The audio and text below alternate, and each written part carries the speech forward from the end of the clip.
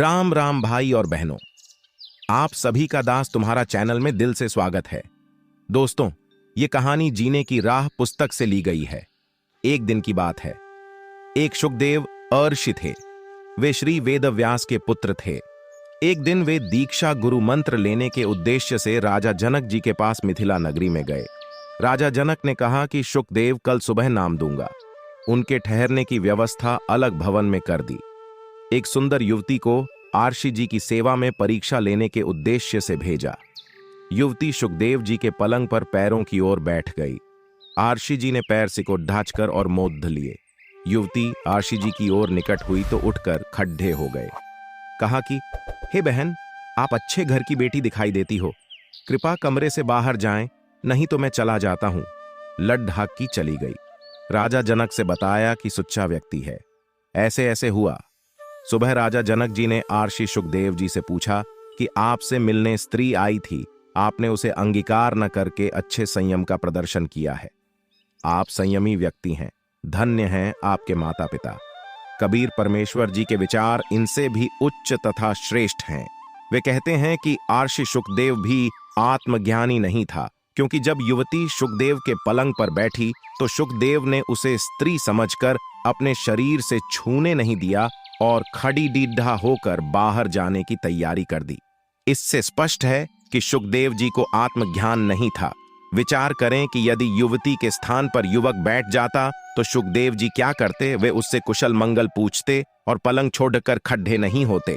कहते कि भैया, पलंग एक ही है, आप पलंग पर विश्राम करो, मैं नीचे पृथ्वी पर आसन लगा लेता हूं।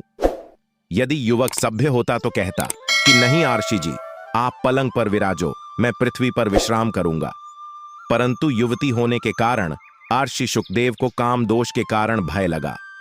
कबीर परमेश्वर जी ने बताया है कि स्त्री तथा पुरुष आत्मा के ऊपर दो वस्त्र हैं। जैसे गीता अध्याय 2 श्लोक 22 में कहा कि अर्जुन, जीव शरीर त्याग कर नया शरीर धारण कर लेता है, इसे मृत्यु कहते हैं। यह तो ऐसा है जैसे मनुष्य पुराने वस्त्र त्याग कर नए पहन लेता है। इसलिए आत्म तत्व को जान। उदाहरण, एक गांव में सांग स्वांग मंडली आई। कई दिन सांग किया। पुराने जमाने में सांग के नाटक में पुरुष ही स्त्री का अभिनय किया करते थे। एक लड्ढका अपने साथी के साथ पहली बार सांग देखने गया।